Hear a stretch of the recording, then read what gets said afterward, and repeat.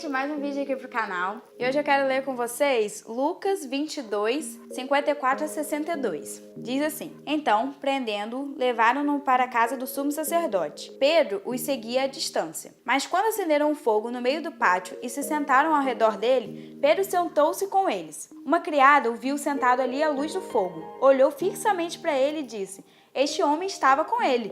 Mas ele negou e disse: Mulher, não o conheço. Pouco depois, um homem o viu e disse: Você também é um deles.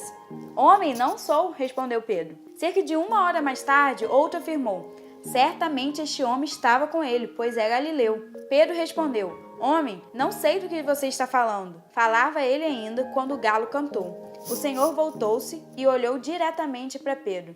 Então, Pedro se lembrou da palavra que o Senhor lhe tinha dito: Antes que o galho cante por 3 vezes, você me negará. Saindo dali, chorou amargamente. Então, gente, explicando um pouco o contexto desse capítulo, um pouco antes de Jesus ser preso, Pedro estava falando com ele e Pedro falou assim: Senhor, por onde fores eu vou, se tiver que morrer eu morro. E Jesus fala: Pedro, antes que o galo cante hoje, você vai me negar 3 vezes. E foi o que de fato aconteceu. E quando aconteceu isso, Pedro se lembrou e ele olhou para a mesma direção de Jesus. O texto fala que Jesus olhou diretamente para ele.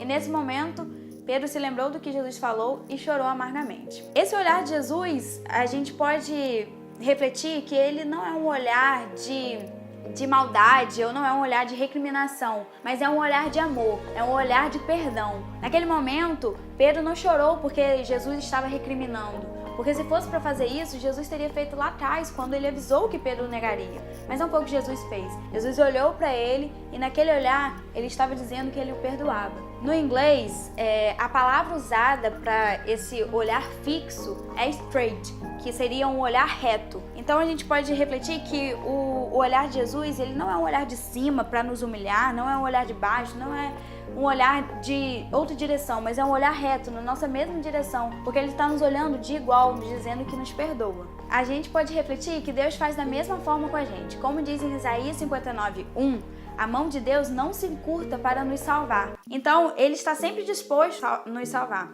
Só que, às vezes, a gente pode pensar: bom, eu peco demais, eu erro demais, eu sou muito sujo, eu não tenho por que me aproximar de Deus, Ele não vai querer isso, Ele é santo. Porém, Deus não coabita com o pecado. Então, se você quer o pecado longe, a melhor forma de você se livrar dele é chegar perto de alguém que não suporta o pecado.